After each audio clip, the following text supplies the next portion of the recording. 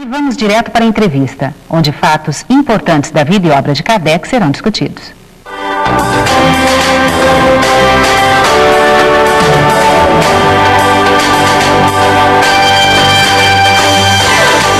Estamos no mês de outubro e o Boa Nova na TV está conversando sobre o codificador Allan Kardec. E nós, para fazê-lo no dia de hoje, estamos trazendo aqui dois companheiros estudiosos da doutrina espírita que estão presentes assim na programação da Boa Nova. São eles o Alfredo Narras e o Luiz Armando. Nós vamos, neste programa, conversar, trocar ideias sobre o codificador Allan Kardec, esse espírito que historicamente tem, vamos dizer assim, um momento decisivo para a evolução das ideias no planeta Terra e efetivamente, vamos dizer assim, a alavancagem do processo evolutivo do planeta como um todo.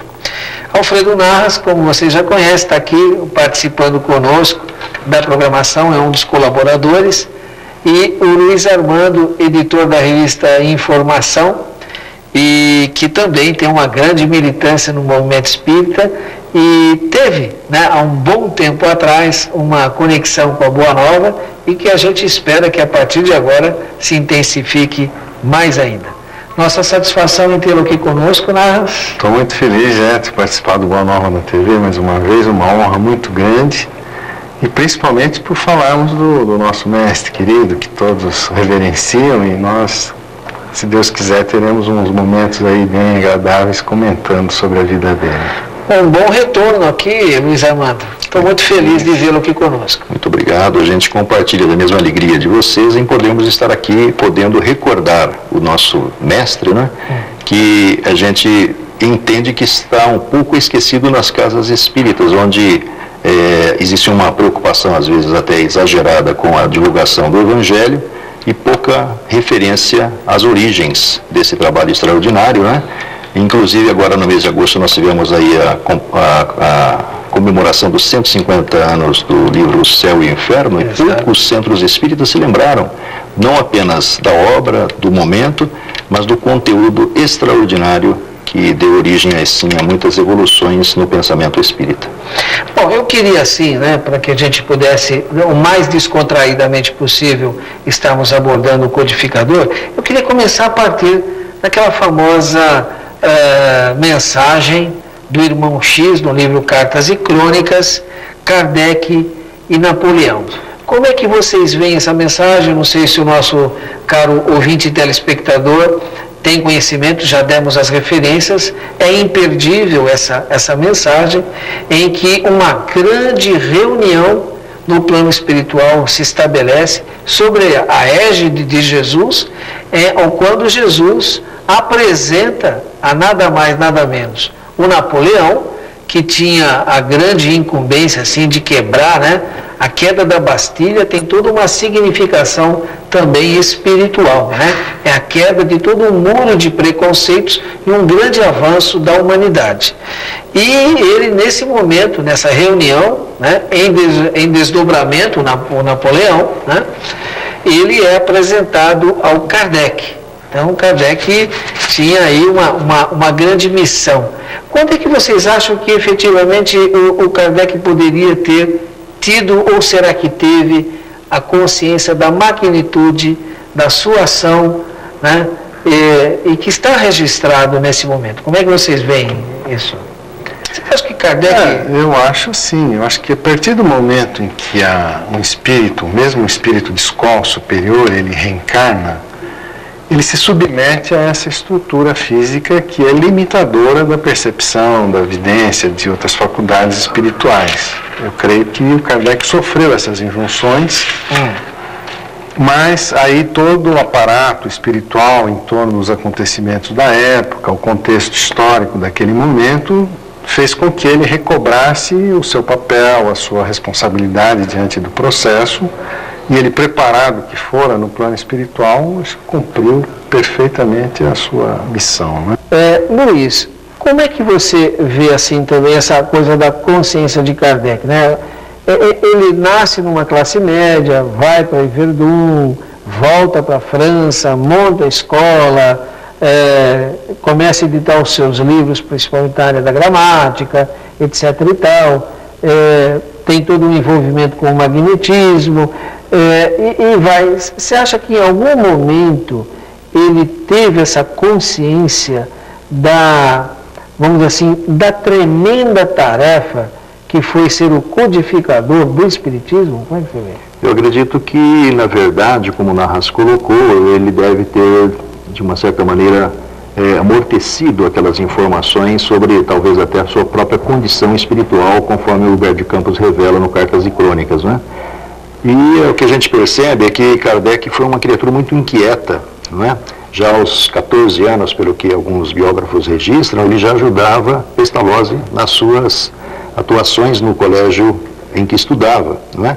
Quando vem para a França, ele já inicia um trabalho no magistério e, talvez preocupado em introduzir o método pestalozziano lá na França, ele passa a publicar livros. Em 1832, ele já publica o primeiro livro, que é um livro sobre aritmética, e vai nesse crescendo até 1856, publicando 21 livros, trazendo contribuições na área educacional, não é? Mas eu acredito que nessa área religiosa, com exceção da sua participação nos eventos ligados ao magnetismo mesmeriano, desde 1823 ou 1821, segundo alguns biógrafos, ele não tinha consciência daquilo que viria a acontecer, até porque revelações lhe foram feitas através da senhora Jaffé e de outros médiuns que o ajudaram na elaboração da codificação, e ele, não apenas pela modéstia que o caracterizava, pelos sofrimentos que já carregara àquela altura da sua existência, após mais de 50 anos de vida, ele, na verdade, custava acreditar que ele realmente tivesse aquele comprometimento de revolucionar o pensamento religioso da humanidade, né? Porque nos parece, inclusive, que quando ele recebe a revelação de que teria sido Allan Kardec, acho que é o Zéfiro, né? Ele assim até brinca com o Zéfiro, né? Porque o Zéfiro tem toda uma formalidade, toda uma saudação, como quem diz, estou saudando o meu mestre e tal. E ele brinca um pouco, assim, vamos dizer assim, tirando essa imagem de líder, né? Uma coisa. E ele, acho que realmente não. Mas você tocou em Yverdun, Luiz. Narras, como é que essa relação com o Pestalozzi, o que era Yverdun, afinal de contas? Como é que surgiu essa famosa escola? Tem todo um contexto histórico para Yverdun, né?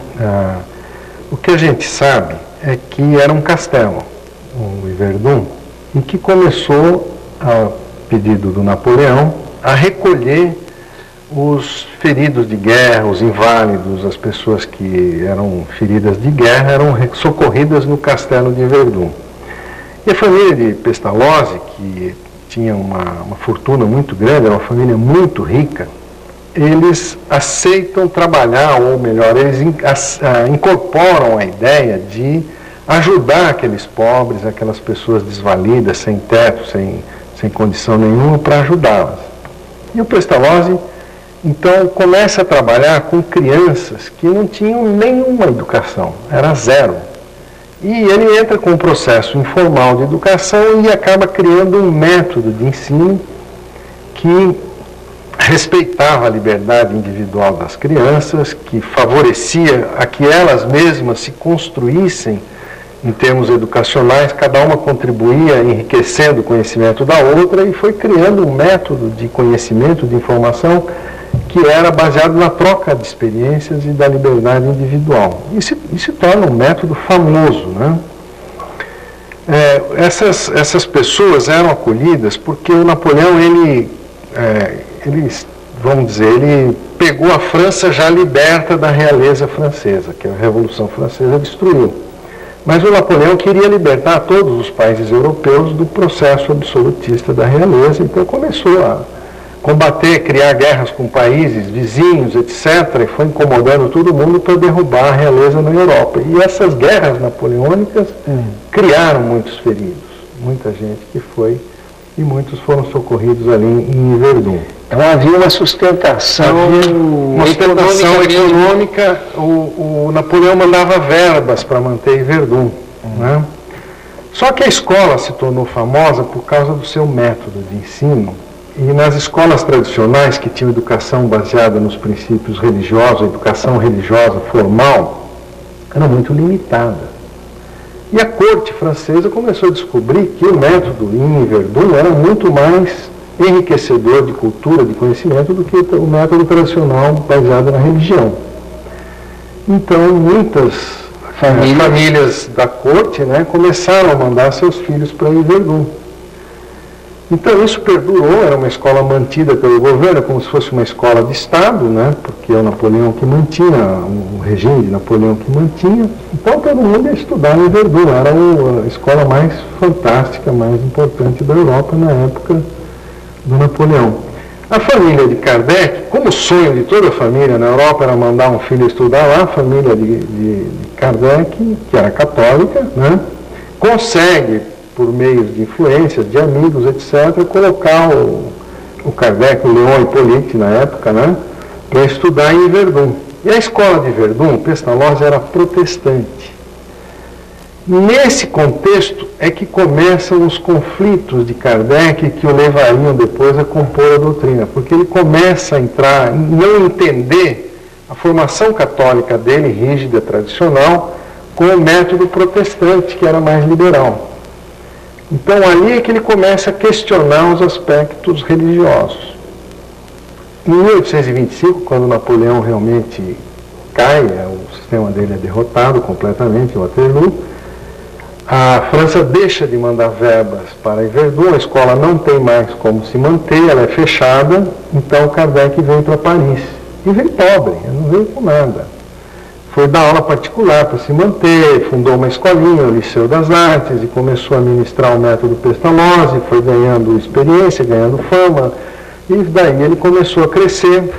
E é com base no conhecimento dele de Verdun, do sistema aprendido com o Pestalozzi, que ele começa a rever a gramática francesa, ele faz uma cartilha para aritmética, né, que o Luiz está comentando. Então, todo um aspecto de trabalho, de melhoria das condições de ensino em Paris, o Kardec começa a trabalhar nesse sentido. Tá certo. Né? Como é que é o envolvimento do Kardec com o magnetismo? Então, segundo algumas, existem muito poucas referências, né? Inclusive, recentemente, agora no Congresso de Medicina que aconteceu aqui no Inhambi, a La Chatre do Rio de Janeiro, do nosso irmão Emílio Miranda, publicou um livro sobre Mesmer. Que Mesmer, poucas referências existem sobre os métodos utilizados por ele, que foram métodos abominados pelas escolas de medicina da Alemanha, fazendo com que Mesmer migrasse, exilasse-se em Paris, né, onde o método praticamente ganhou assim, uma adesão muito grande, né. Segundo alguns biógrafos, Kardec, a partir de 1821 ou 23, teria iniciado estudos no campo do magnetismo. Segundo Anna Blackwell, que é uma biógrafa de Kardec, que fez a introdução ou a apresentação do Livro dos Espíritos, publicado na Inglaterra. Lá ela faz referências ao envolvimento de Kardec com o mesmerismo. E realmente a gente vê até pelos relatos do próprio Kardec lá no Obras Póstumas, naquele pequeno diário que ele acrescenta, que acrescentam, né, porque o Obras Póstumas é uma publicação 9 anos depois da desencarnação de Kardec, né? Kardec faz referências à forma como ele, na verdade, tomou conhecimento da fenomenologia, não é? Que foi através de um grande amigo, o Sr. Fortier, cujas sessões de magnetismo ele frequentava. Ele tinha uma médium chamada, uma sonâmbula, né? Não era médium, uma sonâmbula chamada Roger, que foram, de uma certa maneira, também os introdutores de Kardec na fenomenologia, que culminaria nas pesquisas, nas análises, na metodologia utilizada por ele, segundo ele disse, desde a sua adolescência, nunca estabelecendo nenhum preconceito em relação a nada e desenvolvendo análises comparativas, refundindo ideias para chegar ao resultado do Livro dos Espíritos, que não foi um livro organizado e recebido assim prontinho como ele se nos apresenta. Na verdade, eles são várias perguntas, né? Foi construído várias perguntas formuladas a Kardec dentro de sessões praticamente particulares, porque, segundo ele conta, e segundo o Dr. Canuto de Abreu também coloca no livro já citado há pouco, as reuniões eram utilizadas assim para motivos frívolos, as pessoas queriam saber, eu acho que, se ia casar, qual o número de dar na loteria, né, que aliás, infelizmente, é a preocupação de muitas pessoas ainda imaturas espiritualmente, né? E o Kardec propôs a transformação daquelas reuniões em alguma coisa mais séria. Sim. E segundo relata o Dr. Canuto, ele teria proposto ao espírito trazer as perguntas antecipadamente para que os espíritos formulassem as respostas. E o instrutor espiritual que ali estava disse que não era necessário, ele podia trazer as perguntas, que as respostas sairiam na hora. O que acabou acontecendo, né? E depois a gente conhece todas aquelas etapas posteriores que culminaram na publicação da primeira edição do Livro dos Espíritos. Mas ele recebeu também todo um acervo de todo canto, porque, como diz o Conan Doyle, né, por ocasião do surgimento da codificação, né, a gente tem até um retrato poético disso na abertura do Evangelho segundo o Espiritismo, né? As legiões que se movimentam. Os Espíritos do Senhor, como um grande exército, espalham-se sobre a terra para colocar de maneira clara o que estava obscuro. É lindo isso, né? Eu vibro com e aquilo, evidentemente, invadiu o mundo, né? E as contribuições vieram de todo canto, não é isso, Narra?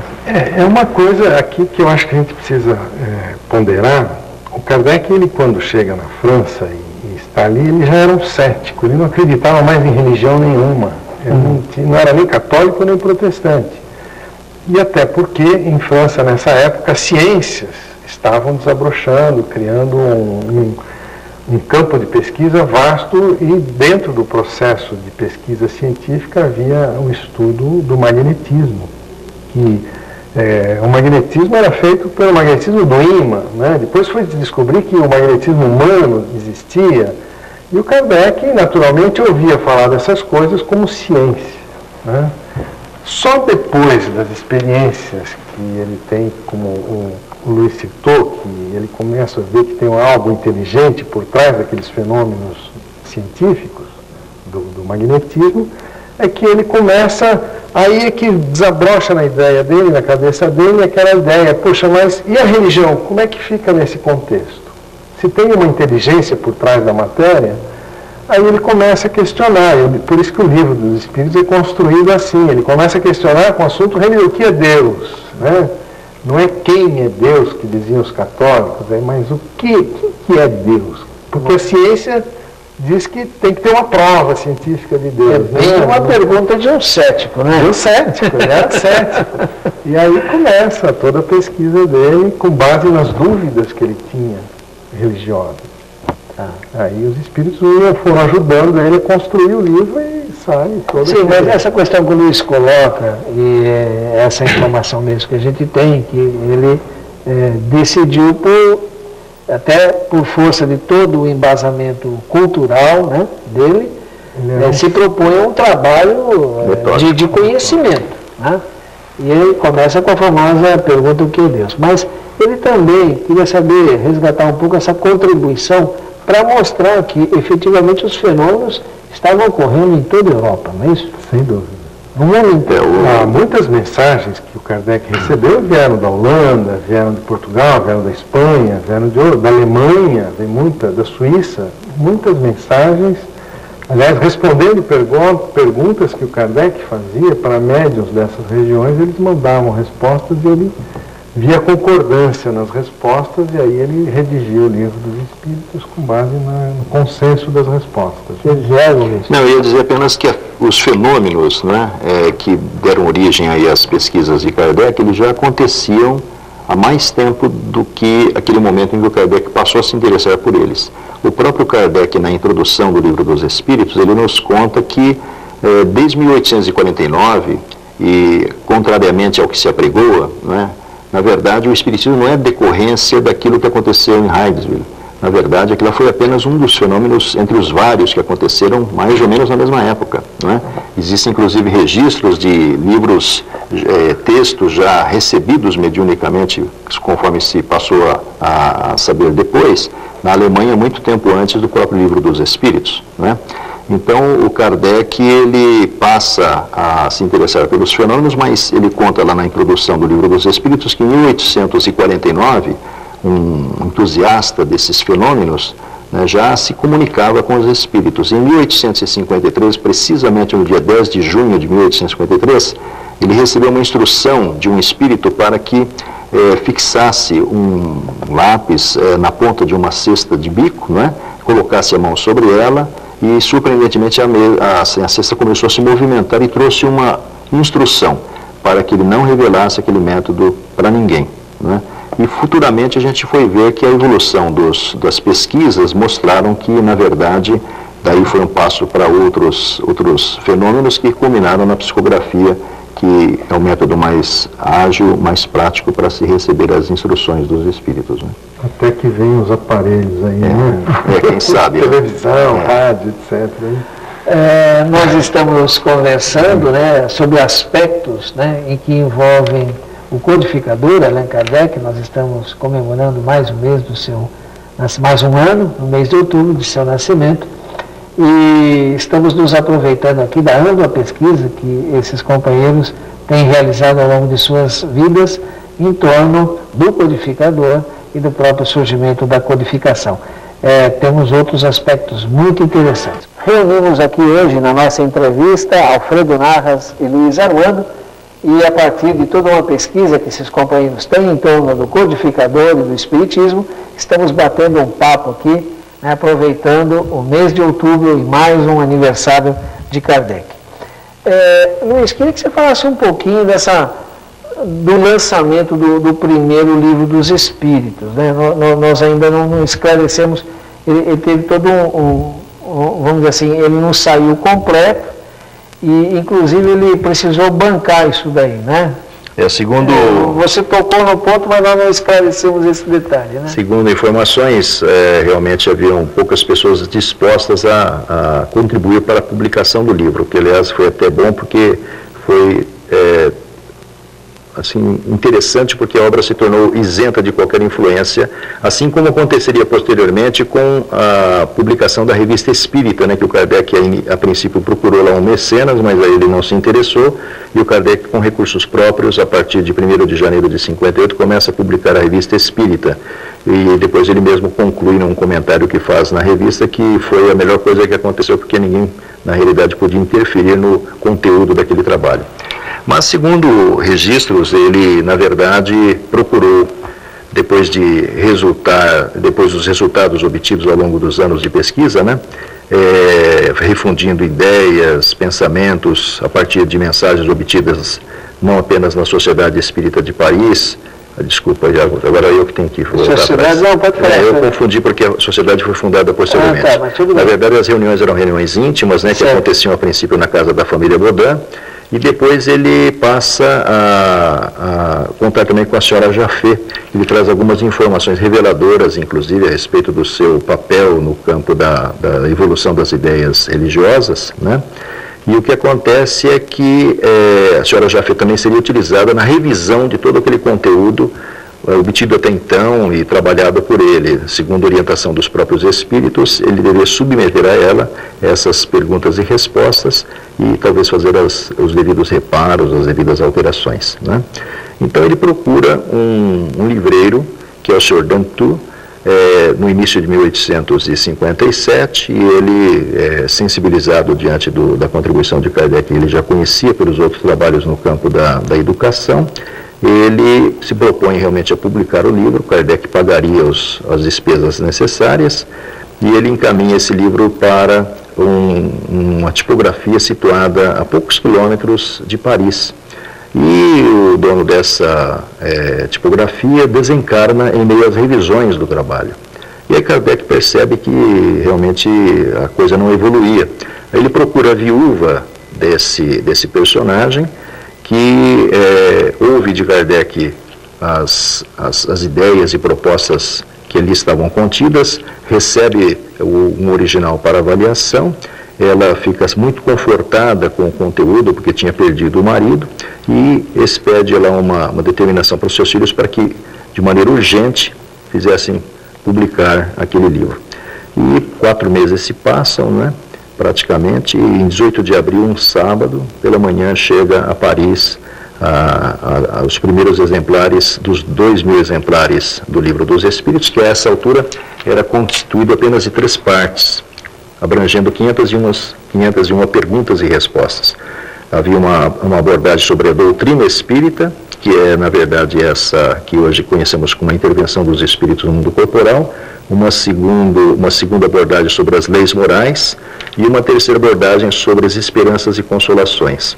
Segundo o Dr. Canuto de Abreu, ele diz que a obra tinha uma característica muito interessante, porque além das perguntas e respostas, havia uma coluna onde Kardec apresentava determinadas considerações, determinados apartes, né? E a versão definitiva, ela na verdade só surgiria no ano de 1860, abrangendo então as 1019 ou 1018 perguntas que nós conhecemos hoje, mais uma introdução, mais a conclusão, né?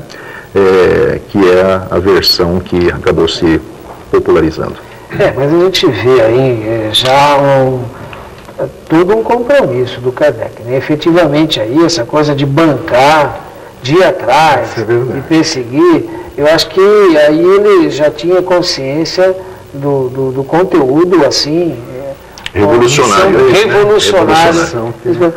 Agora, no bloco anterior, nós comentamos também essa coisa histórica e de toda uma preparação de ideias, começamos o programa falando aí da missão de Napoleão de quebrar barreiras para o surgimento da ideia espírita. E agora há pouco o Luiz Armando, inclusive, então falou dessa questão lá de Hydesville, e a gente fica achando que espiritismo, qual é essa relação de Hydesville, né? E ultimamente você tem trazido assim algumas informações fruto de um convívio intenso com o Chico, né? Verdade.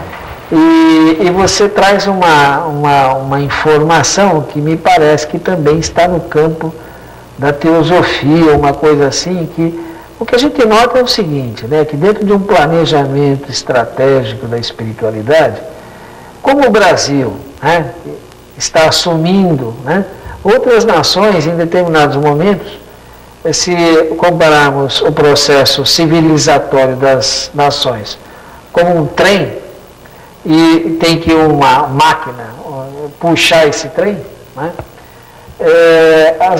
Algumas nações se reversam. Então a gente vê toda uma esperança na descoberta da América, o novo mundo, né? Como é que é essa história do espiritismo nos Estados Unidos? É fascinante para a gente analisar, estudar e até enriquecer a nossa... Né? Realmente, o Chico dizia sempre para a gente o seguinte: o plano espiritual, como você acabou de colocar, eles trabalham com estratégias e planejamentos. As coisas não são ao acaso, né? Lá em cima tem um processo de informações que sobem, até que vem uma ordem, que desce, até que as coisas se cumprem. Né? O aparente improviso é uma alternativa possível. Exatamente. Então, existem várias alternativas dentro desse projeto de Jesus. Qual é o projeto de Jesus? É unificar o planeta. O Luiz colocou isso muito bem. Nós precisamos constituir na Terra uma sociedade que seja um só rebanho, um só pastor, onde não haja religiões, não haja fronteiras que guerreiem uma com outras, enfim, que as peculiaridades de cada povo, as características sejam respeitadas, mas contributivas para o bem comum. Então esse processo de globalização do mundo, ele tem tudo a ver com o projeto divino de a Terra se inserir num contexto maior junto com os outros planetas habitados e fazer parte da comunidade cósmica, que nós não fazemos, nós estamos isolados aqui, estamos ilhados. Então, eu acho que todo o trabalho da espiritualidade é respeitar o livre-arbítrio do homem até que ele, inspiradamente, construa essa sociedade. E no século XIX havia essa possibilidade, né? Primeiro, havia nos Estados Unidos, se os Estados Unidos tivessem assumido desenvolvido aquele trabalho das irmãs Fox, porque o processo foi muito pesquisado, foi muito investigado, e foi bater no Congresso americano. O Congresso americano protestante, né? Eles barraram, mandaram arquivar o processo da irmã Fox, porque ali havia algo de revelação espiritual que contrariava a política protestante de governar. Então, aquela oportunidade histórica de o espiritismo surgir a partir dos Estados Unidos, ela sofreu um aborto ali, ela foi abortada. E aí então que o plano espiritual passa o processo para a Europa, onde estava o Napoleão, é aí que surge aquela mensagem do irmão X, que é extremamente esclarecedora, porque primeiro mostra que Jesus convoca Napoleão e Kardec para cumprirem trabalhos importantes, os dois dentro de atividades diferentes, mas dentro do mesmo projeto. Qual era o projeto do Napoleão que não deu certo? Também. O projeto de Napoleão era o seguinte, era derrubar as monarquias, né, que já tinham sido derrubadas na França em 1804, a Revolução foi em 1792. Ele era compor uma república que consubstanciasse todas as outras nações europeias dentro de um único contexto.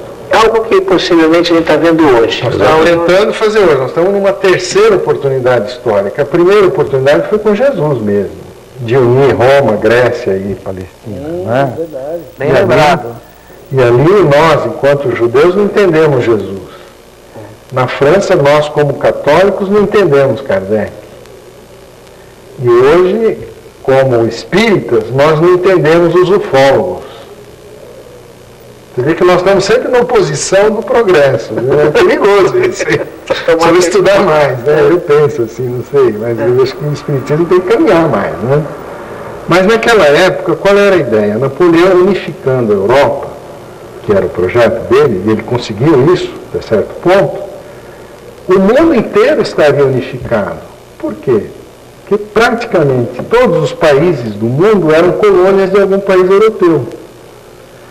Unificada a Europa, as colônias automaticamente convergiriam para essa unificação. Então o planeta poderia, naquela época, ser um novo Império Romano, tranquilamente, já que o Napoleão era Júlio César, segundo o irmão X. Então era uma reedição do Império Romano, e nesse sentido o trabalho de Kardec embasaria todo o trabalho da unificação no contexto científico, filosófico e religioso. O que deu errado? Napoleão começou a invadir países que não tinham nada a ver, sem necessidade nenhuma, porque já estavam fazendo parte dele, só que como era um sistema de governo diferente, ele queria derrubar o sistema de governo. Não precisava. Aí o ego traiu a alma. Traiu a alma. E nesse contexto, o que aconteceu? O Napoleão começou a ser mal visto, começou a ser combatido até que foi derrotado pela Inglaterra. E assumiu na França de volta o Luís XVI, imperador francês de novo. E o Luís XVI começou a combater as ideias, as aberturas que o Napoleão havia feito. E uma delas atingiu Kardec, porque ele reinstituiu a educação católica na França. Então, o trabalho de Kardec, o Kardec foi convidado a se submeter aos católicos. E ele rejeitou. E por isso foi proibido de dar aula. O Kardec foi proibido de dar aula. Mas nesse contexto ele já tinha o trabalho. Isso hoje seria uma coisa muito fácil. Agora vocês imaginem na época ter uma atitude dessa. Né? Renunciar para não perder a obra. Um espírito da estirpe que nós estamos aprendendo a reconhecer. Né? E aqui tem uma coisa que o Chico contou, que também acho que é importante, desculpa tomar tanto tempo, mas acho que é necessário, é o seguinte: todos os livros, a partir de Luís XVI, depois do Napoleão, em França, para serem publicados, eles tinham que passar pelo crivo da Academia Francesa de Letras. E a Academia Francesa de Letras, dominada por padres católicos. Então Kardec teve que apresentar lá o Livro dos Espíritos. Agora, qual é a estratégia do plano espiritual? Não pode falar muito de reencarnação, não pode falar muito de vida no plano espiritual, cidades espirituais. Entrou a filosofia oriental, fazia parte já da cultura francesa. Então se falou de reencarnação de uma maneira filosófica, né? Filosófica. E entrou. Então o Livro dos Espíritos, ele tem muitas omissões. Você pega toda a parte do plano espiritual, o que ele fala? O plano espiritual é um estado de erraticidade. É muito vago. Kardec sabia tudo, mas não pôde colocar. Foi deixando para depois. Quando os padres perceberam o que tinha no Livro dos Espíritos, que o público começou a admirar aquilo, Aí começou a campanha contra, que culminou no ato de fé de Barcelona, que queimou o livro. Mas aí já era tarde, né? Você sabe que recentemente entrevistando o Rick Medeiros, né, que tem uma série de livros aí, é um profissional da área de comunicação. Fala da volta de Jesus também, né? Muito famoso até, porque foi um grande colaborador aí do Silvio Santos, mais de 20 anos. Ele fala lá sobre as igrejas, eles chamam de igrejas espíritas, né? Ele fala espíritas, mas lá tem outro nome, espiritualistas, do novo espiritualismo, lá nos Estados Unidos, na região lá das irmãs de Hydesville e tal. E ele fala, inclusive, de toda uma referência ao plano espiritual, o tal de Summerland, que é o nosso lar. Exatamente. Olha, é impressionante, quer dizer, tinha tudo mesmo para o espiritismo também, se não, sei lá, ter um desenvolvimento maior, porque vocês imaginem as ideias espíritas se já tivessem ganho o território americano hoje. Mas, quer dizer, os filmes que aí a gente está vendo já teriam surgido há muito mais tempo. A impressão que dá é que, na verdade, são degraus. Nós estamos vendo a preparação do terreno fértil da mente das criaturas, não é? O Espírito Emmanuel, no livro O Consolador, tem uma afirmação muito curiosa, também pouco percebida. Ele diz que o Espiritismo não veio ao mundo para substituir nenhuma religião, mas para trabalhar por transformá-las, elevando-as das suas concepções relativas para o clarão da verdade mortalista. Então, a impressão que particularmente eu tenho é que as diferentes escolas religiosas, elas são realmente degraus, que dentro da sua essência, da sua substância espiritual, podem levar a criatura realmente ao descobrimento de si mesmas e provavelmente à sua redenção espiritual, não é? Mas, se isso não acontecer, todas as diferentes religiões, elas estão convergindo justamente para essa abertura que o Espiritismo implicitamente está disseminando dentro delas, né? A gente vê dentro dos movimentos tradicionais aí muitas ideias espíritas já admitidas e aceitas, não é? Dentro de determinadas escolas religiosas na área do evangelismo, por exemplo, nós temos práticas mediúnicas, onde depois do batismo da água, a pessoa recebe o batismo do fogo e ela está apta a receber o Espírito Santo, que é um espírito comunicante, não é? Então, eu acredito que essas criaturas mercantilistas, até certo ponto, sem querer julgar, mas nos Estados Unidos é tudo movido a dinheiro, não é? Provavelmente estejam sendo preparadas para, quando o Espiritismo chegar lá, e acreditamos que isso caminha a passos largos, né? Porque a gente está vendo um trabalho assim muito bem conduzido e orquestrado pela comissão, pelo Comitê Espírita Internacional, sob a coordenação do nosso querido irmão Nestor Mazotti, não é? A tradução dos livros de André Luiz, por exemplo, diferentes idiomas, tentando vencer as diferentes barreiras dos diferentes dialetos regionais, não é? É uma iniciativa assim louvável e que com certeza reflete, como disse o nosso irmão, o pensamento da espiritualidade, que de uma certa maneira vai trabalhando progressiva e acertadamente no nosso lado, né? Bom, nós temos mais um intervalo e já retornamos com vocês. Boa Nova na TV está conversando sobre Kardec, que estou fazendo com Alfredo Narras e Luiz Armando. Bom, no bloco anterior, você fez toda uma exposição, toda uma argumentação, Narras, e você falou muitas vezes de uma situação de que nós espíritas, às vezes, estamos na contramão de alguns processos. E você citou aí a questão ufológica. Mas eu queria, a partir desta insinuação, né, eu queria também aproveitar a pesquisa do Luiz Armando e lembrar, né, a magnífica revista espírita, né, que a gente pode entender que foi toda redigida pelo senhor Kardec, né? São quantos anos? São 12 anos praticamente. 12 né? anos. Dirigida, redigida, né, financiada por ele mesmo.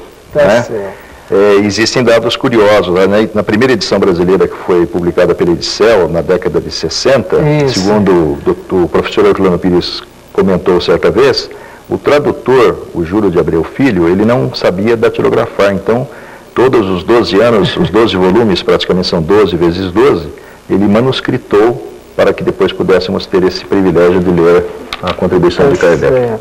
E você fala, inclusive, de aspectos ricos e curiosos ao mesmo tempo. Eu gostaria que você trouxesse aqui para nós agora, o que conversamos nos bastidores, aquela ideia do Kardec de evocar alguém recentemente falecido. Isso. Né? Ou desencarnado. Isso, e dentro daquele conceito, inclusive, do nosso irmão Narras, não é? A doutrina espírita, ela apregou a ideia da pluralidade dos mundos habitados. Kardec trata disso no Livro dos Espíritos, quando fala justamente sobre as causas primárias, desenvolvendo, inclusive, informações, assim, para a época muito adiantadas, da existência do universo visível e do universo invisível. E hoje a gente vê, por exemplo, a física quântica chegando à conclusão dos universos paralelos, que o Einstein já falava no começo do século passado, né? Tem a teoria das cordas, que explora isso de uma certa forma, né? E o Kardec... Todo esse trabalho todo para explicar o que Jesus já disse, que na casa de meu pai há muitas moradas. Exatamente, né? Para levar a nossa compreensão a esse entendimento, porque nós somos mentalmente muito acanhados e resistentes. E como todas as ideias novas encontram uma resistência bastante grande, principalmente as ideias que fundamentam-se na verdade, evidentemente o Espiritismo encontrou essa resistência, continua encontrando, né? Assim como a ufologia que o nosso irmão cita, né? Mas o Kardec, tentando talvez até justificar as informações que a espiritualidade lhe deu, ele tem algumas mensagens e algumas contribuições nos exemplares da Revista Espírita que dão-nos conta justamente da existência desses universos habitados, desses mundos habitados, né? Existe, por exemplo, num exemplar da Revista Espírita, uma imagem reproduzida por um médium conhecido como Vitorien Sardô, que inclusive a editora Correio Fraterno do ABC tem um livro a respeito dele, que reproduz assim a fachada da casa de Mozart em Júpiter, não é? Mas existe outro dado interessante, entre muitos que existem ali, né? Antes que você fale do que eu quero que você fale, essa casa aí, né, Narras, como é que é a história da energia? Segundo os espíritos contam, ali as plantas, elas desempenham o papel da iluminação no planeta, em Júpiter. Ou seja, de dia as plantas captam luz solar, e à noite elas emitem luz e iluminam as cidades, os lugares. Muito interessante. Mas voltamos lá, a evocação do recente... E aí o que acontece é que Kardec, me parece que não sei se em 1858, um pouco mais à frente, ele toma conhecimento da desencarnação de um grande e iluminado cientista, que foi Alexandre von Humboldt, um alemão, não é? Que inclusive esteve presente aqui nas terras brasileiras durante 5 anos, com recursos próprios, fez uma pesquisa assim a respeito da flora e da fauna brasileira e cunhou aquele neologismo a respeito do Brasil ser o celeiro do mundo, não é? E o Humboldt tinha desencarnado apenas há 9 dias. E o Kardec consulta São Luís, que era o dirigente dos trabalhos naquela noite na Sociedade Espírita de Paris, se poderia evocá-lo. E obtém a anuência de São Luís, e daí a alguns instantes comparece o espírito de von Humboldt, né, que ainda um pouco aturdido, um pouco assim perturbado com a desencarnação, segundo comenta Kardec, traz informações muito interessantes. Uma das quais ele, na verdade, era oriundo de um planeta desconhecido dentro do nosso sistema àquela altura do campeonato, né?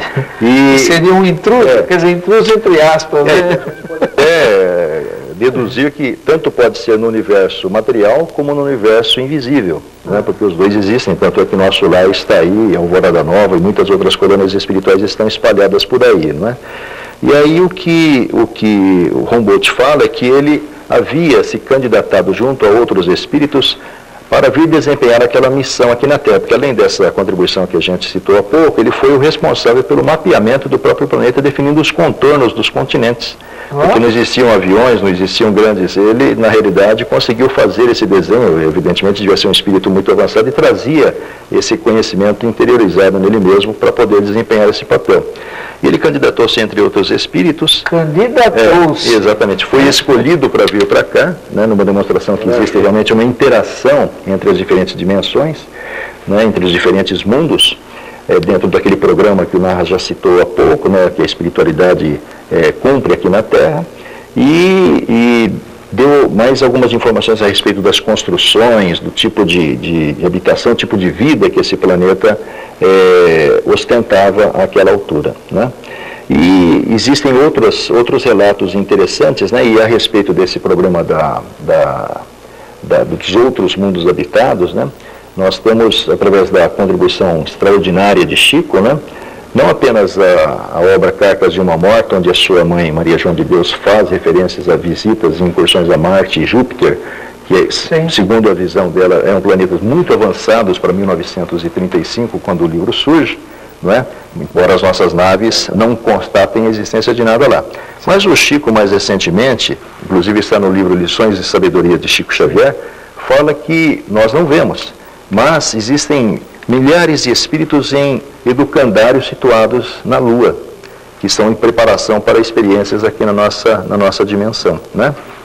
No livro Novas Mensagens, de 1938, Humberto de Campos tem um capítulo intitulado Marte, onde o nosso planeta vivenciava as agruras e a angústia da Segunda Guerra Mundial, e os espíritos de Marte faziam pregações sugerindo vibrações em função desse planeta.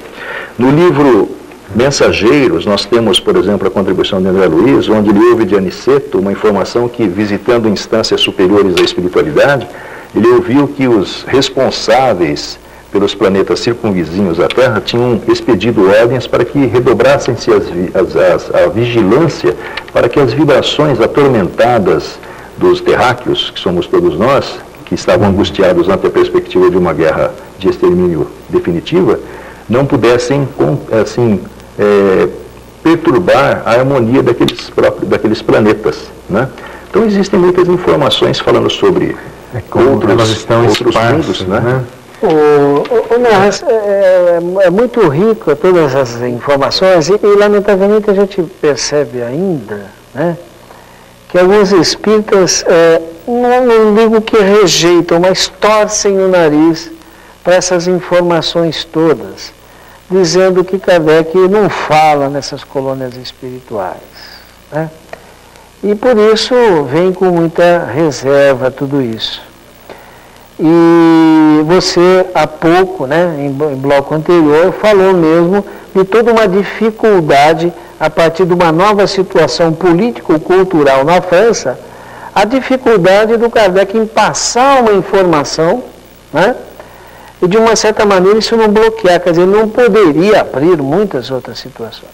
E o interessante, né, para essas pessoas é que um dos critérios de qualidade da informação mediúnica, que é a universalidade delas, existe sobre as colônias, né? Nós temos informações em outros ramos espirituais, principalmente orientalistas, e na própria teosofia, essas referências. Então, é um referendo universal, né? Como é que você vê essa questão toda? Eu acho que os espíritas, eles esbarram numa coisa, dizendo que muita coisa que o André Luiz fala, eu já ouvi isso, por isso que eu estou falando. É lamentável, né? É ficção, é invenção dele, porque Kardec não falava essas coisas. Só que essas pessoas não estudam direito o livro dos Espíritos, porque se pegar lá, a pergunta 172, que eu sempre gosto de ressaltar, eu acho importante ressaltar, a pergunta 172, Kardec pergunta aos espíritos: nós já vivemos fora da Terra? E os espíritos dizem: vocês já viveram em outros mundos antes de habitar a Terra e viverão em outros planetas depois de habitarem aqui. A reencarnação na Terra é a mais inferior de todas as nossas reencarnações, se referindo a nós. Ele não estava falando para extraterrestre, para ET, não, quer dizer, nós já vivemos em outros mundos. Se nós já vivemos em outros mundos, os remanescentes de familiares nossos, pessoas com quem nós já convivemos, podem estar nos visitando. A gente chama de extraterrestre, alienígena, não sei o quê, mas são parentes nossos, familiares nossos, com quem nós já vivemos em outras instâncias, em outros planetas junto com eles. E as pessoas não inferem isso do estudo no Kardec, mas está lá. Perguntas 172, 173, 174, mostra claramente que muitos de nós não somos daqui e voltaremos para os mundos de onde nós viemos. Bom, nós estamos aqui homenageando o Kardec e eu sempre tenho repetido que para mim foi uma grande, belíssima surpresa perceber um Kardec profético, e a gente percebe-o na Gênese, quando nós temos lá momentos naquele livro que parece que ele, né, puxou assim uma luneta para o futuro e constatou o momento que estamos vivendo, né, um grande momento de embate das ideias. Gostaria que vocês, assim, para a gente ir já fechando nossa entrevista de hoje, pudesse cada um de vocês agora, a partir, vamos dizer assim, da própria Gênese, falar desse espírito que nós estamos discutindo, assim, né? Coisas históricas, mas ao mesmo tempo de uma atualidade incrível. E esse homem foi alguém escolhido pela espiritualidade, e até aí, tudo bem.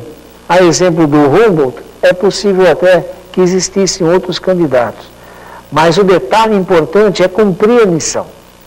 E isso ele o fez até o último minuto, e ele desencarnou cumprindo essa missão, né? Que desencarnou em trabalho, né? Gostaria então que, primeiramente você... Então, nós não podemos nos esquecer nesse momento, lembrar também da contribuição atualíssima do Livro dos Médiuns, de 1861, sim. Do Evangelho, que faz esse prognóstico a respeito dos Espíritos do Senhor estarem se disseminando para colocar de maneira clara o que estava obscuro.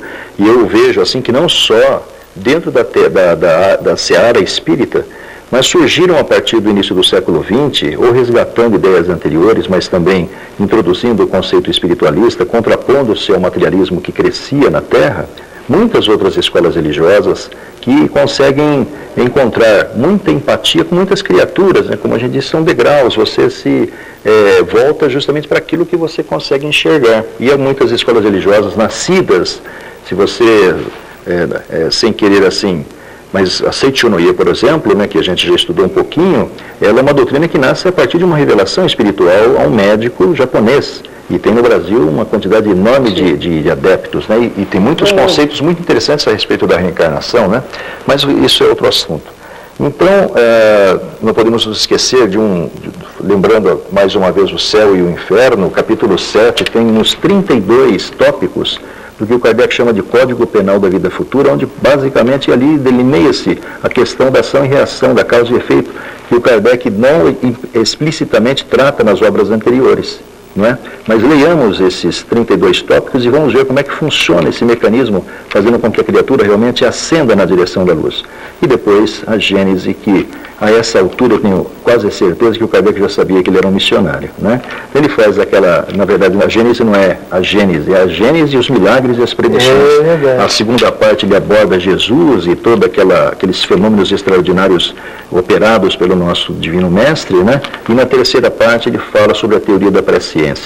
Na teoria da presciência, ele usa, inclusive, a determinada altura, duas mensagens recebidas de procedência não revelada, mas uma de um espírito chamado Árago e outro de um espírito chamado Dr. Barry, que falavam que de um século para trás, ou de um século para frente, ou seja, de 1750 aproximadamente para frente, iniciava-se aceleradamente um processo de transformações naquela estagnada terra que existia, não é? Do ponto de vista intelectual, do ponto de vista mental.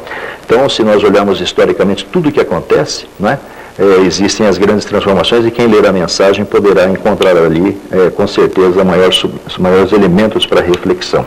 E ali o Kardec fala sobre a geração futura. Provavelmente sejam todos esses milhares e milhares de médiuns e voluntários e colaboradores que estão aí espalhados pelo nosso país e por outras partes do mundo hoje, disseminando o pensamento espírita. Nós estamos ao final do programa. Eu gostaria também que você desse a sua visão assim, desse Kardec atualíssimo e profético. Ele realmente é um modelo, né? O Kardec, a estatura moral dele se permitiu para ele fazer todo esse trabalho com completa isenção, se dedicar tudo isso à humanidade sem interesse nenhum por trás. Quer dizer, é um espírito realmente de escola que eu acho que é inigualável por enquanto. A não ser o Chico, por exemplo, que talvez tenha tido uma estatura moral do mesmo tamanho, né? Mas eu gostaria de deixar para reflexão uma coisa que está na Gênese, que vem sendo agora retornada à evidência, que eu acho que é muito importante a gente ressaltar.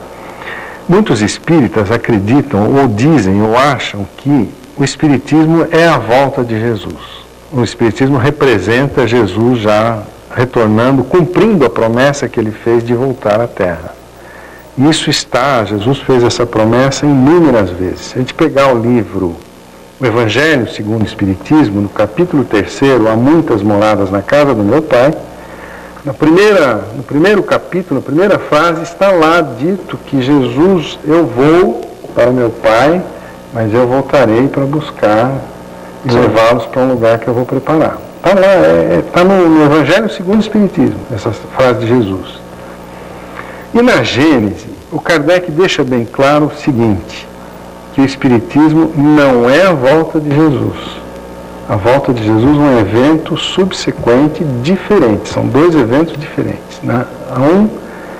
A vinda do Consolador preparar a nova volta de Jesus.